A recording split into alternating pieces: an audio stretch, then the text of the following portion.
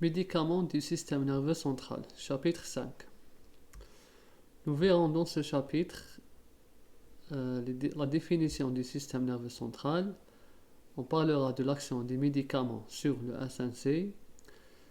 Ensuite, on va mentionner quelques classes de médicaments du SNC, comme les anxiolytiques, les stimulants du SNC et les opioïdes. Tout d'abord, le système nerveux central. Sa composition c'est-à-dire il est composé de l'encéphale et de la moelle spinale. Le rôle du SNC est de réguler ou bien de coordonner les fonctions du corps humain, comme par exemple courir, répondre à une action. Si par exemple une personne veut sauter, ou bien elle veut s'enfuir, ou bien elle veut faire une action, là c'est le SNC qui régule, c'est lui qui donne l'instruction. L'unité fonctionnelle du SNC est le neurone. Le neurone, c'est juste une cellule nerveuse qui est différente des autres cellules. C'est la seule cellule dans le corps humain qui a cette forme. Tout ça, c'est une cellule. Elle est formée à partir de l'axone. Ici, c'est le cytoplasme et là, c'est le noyau. Sa membrane plasmique, c'est tout ça. C'est tout cela. Avec ça. Tout ça, c'est sa membrane plasmique. Donc, on voit bien qu'elle est différente des autres cellules du corps humain. La deuxième différence de la cellule nerveuse par rapport aux autres cellules, c'est que les cellules du SNC, elles ne sont pas collées entre elles. Elles ne sont pas reliées physiquement. Vous avez une cellule comme ça, là c'est juste un schéma. Ensuite, une deuxième cellule, comme ça, juste à côté. Une troisième cellule. Ce qui n'est pas le cas pour les autres tissus du corps humain. Maintenant, comment les cellules communiquent? On va voir. La communication entre les neurones, c'est-à-dire les cellules du SNC, elles se font via des messagers chimiques. Du moment qu'il n'y a pas de liaison physique, c'est pas collé entre eux. Donc il doit y avoir un moyen pour communiquer. Sinon, on va pas pouvoir réagir, on va pas pouvoir courir, fuir, on va pas pouvoir, c'est-à-dire fonctionner normalement. Donc il doit y avoir des messagers. Et effectivement, les cellules nerveuses communiquent entre elles par des substances. Tout d'abord, la cellule nerveuse, comment elle est reliée à l'autre cellule? Là, on a une cellule. Là, c'est la fin de la cellule. La fin de la cellule qu'on appelle le présynapse. D'accord, c'est le présynapse. Mais là, on ne va pas raisonner. C'est comme si là, c'est le début. Parce que là, on va suivre les messagers. Cette partie de la cellule, c'est le présynapse. Ensuite, là, tout cet espace qu'on appelle le synapse. Là, cet espace, le 4, c'est le synapse. Et le récepteur, celui qui va recevoir les messagers, qu'on appelle le postsynapse. Donc présynapse, synapse, postsynapse. Ici, il y a des pulsations. C'est des pulsations électriques, un signal électrique. Il provient, par exemple, c'est-à-dire on va donner juste un exemple. Par exemple, une personne est en train de marcher et elle voit devant elle une créature dangereuse. Je ne sais pas, un chien ou bien n'importe quelle créature, et un animal ou n'importe quel autre danger. Ben là, le SNC, il va réagir par ça, par ces signaux. Ce signal, c'est-à-dire il se fait très très rapidement. Ce signal, il va vers le présynapse, il va provoquer. Là, c'est des poches qu'on appelle les vésicules. Ces vésicules, c'est l'endroit où les molécules endogènes, les messagers, sont stockés. C'est-à-dire, il va les provoquer. Regardez là.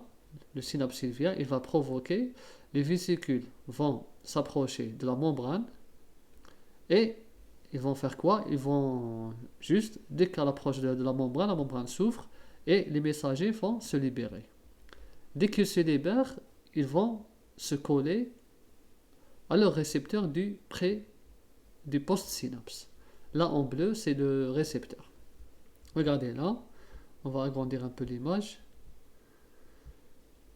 Donc voici le signal électrique, il va provoquer le mouvement des vésicules vers la membrane.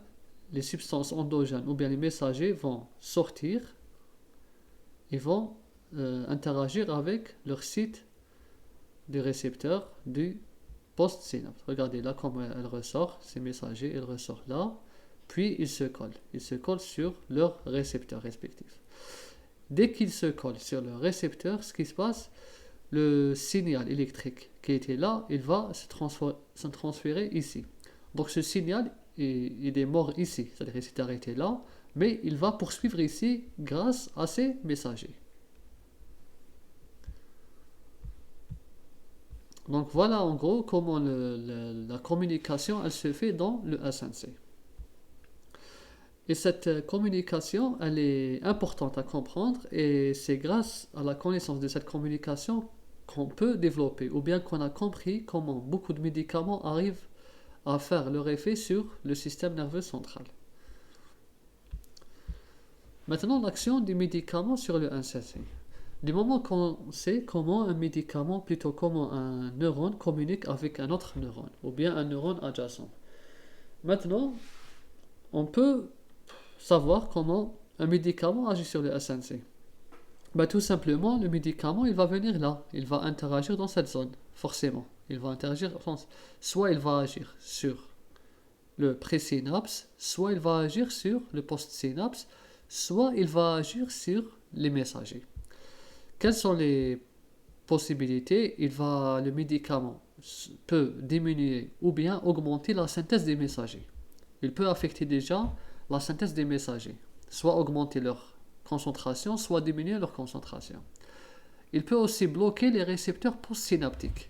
Il peut venir là, le médicament peut venir là, il va prendre la place des récepteurs. Il peut. D'accord?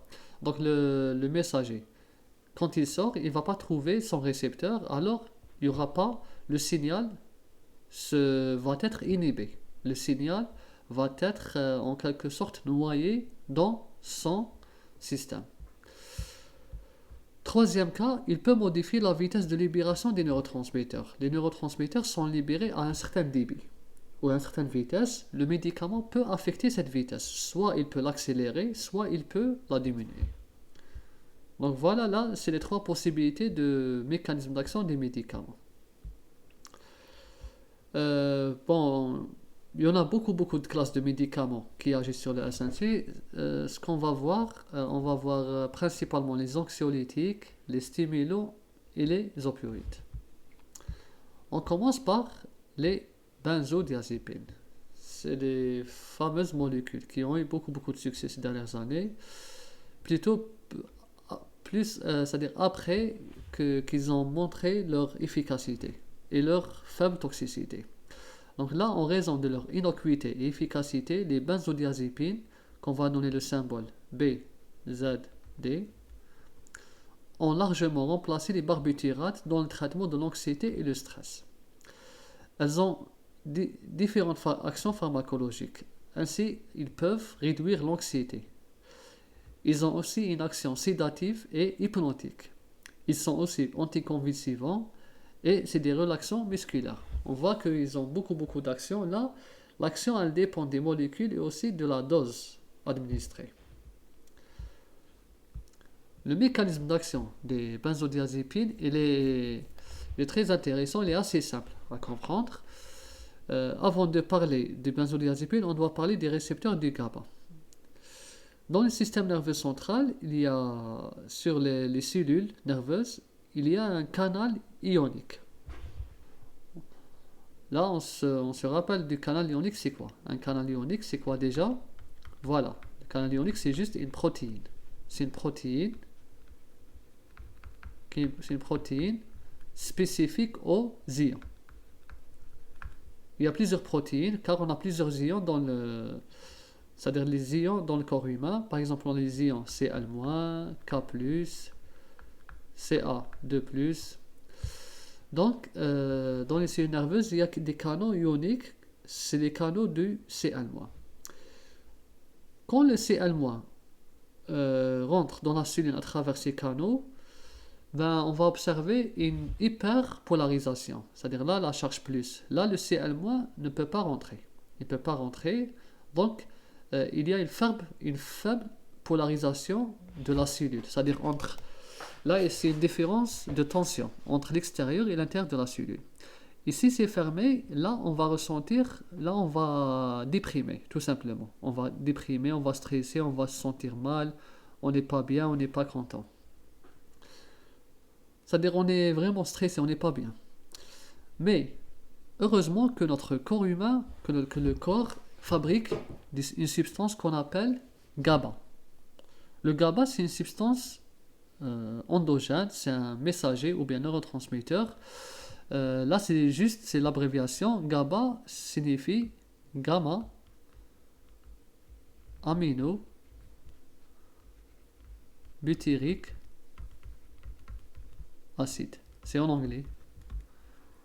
La gamma, on donne le symbole G, amino butyrique acide. C'est le GABA, c'est le fameux GABA. Le GABA, quand il vient, il va se coller. C'est un ligand. Le GABA, c'est un ligand. C'est juste un ligand naturel du corps humain. Il vient, il se colle au canal ionique du Cl-. Dès qu'il se colle, remarquez là, regardez ici, là, il y a une ouverture. Là, il y a l'ouverture. C'est une ouverture et le Cl- arrive à passer. Là, on avait 2 charges plus et 2 charges moins. Là, on a 4 charges plus et 4 charges moins. Là, on va se sentir mieux. Là, on est moins déprimé, on est plus heureux, on est bien, on se sent mieux. Mais chez certains patients qui ont une forte anxiété, un très fort stress dû au quotidien, à une mauvaise hygiène de vie, leur GABA ne suffit plus. Le GABA que leur corps fabrique ne suffit plus à faire polariser la cellule. Donc, malheureusement, beaucoup de patients c'est-à-dire vont prendre des benzodiazépines, des anxiolytiques. Le benzodiazépine, évidemment, qu'est-ce qu'il va faire? Le benzodiazépine, on va dire en quelque sorte, aider ou bien mimer le GABA. Il va imiter le GABA ou bien l'aider. Qu'est-ce qu'il va faire?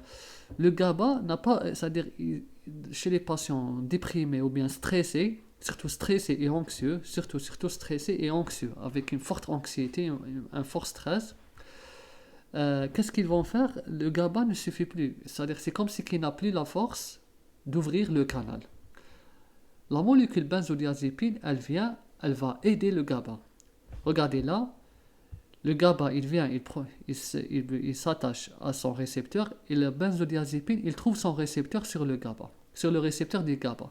Ce canal ionique, on lui donne le nom de récepteur de GABA. Pourquoi? Parce que son ligand spécifique, il s'appelle GABA. C'est le gamma amino. Donc le récepteur, on lui donne ce nom. C'est pour ça qu'on a des récepteurs nicotiniques, opioïdes, des récepteurs morphiniques, parce qu'on donne le nom du récepteur à la molécule, à son ligand. Donc là, les benzodiazépines viennent au récepteur du GABA, elles se collent à ce récepteur et apparemment, les benzodiazépines aiment les récepteurs du GABA. Il y a une forte, très très très forte affinité entre les benzodiazépines et les récepteurs du GABA. Une forte affinité, ça veut dire une forte sélectivité. Il faut retenir ce mot. C'est une forte sélectivité.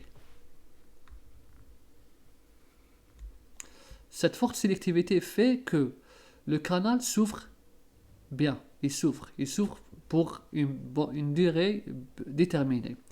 Là, regardez, là c'est vraiment une hyperpolarisation. Regardez, 6 charges plus, 6 charges moins. Donc là, vraiment, l'anxiété est terminée. Mais pas pour de bon, pour quelques heures, puis ça va revenir. Donc, on va dire que c'est des médicaments symptomatiques, c'est pas des médicaments du bonheur. D'accord? Là, c'est dans les cas où vraiment, c'est des cas critiques pour les patients qui en ont vraiment, vraiment besoin. Mais sinon, c'est à déconseiller. Donc voilà, ça c'est le mécanisme d'action des benzodiazépines qui est assez simple et qui est très connu de nos jours.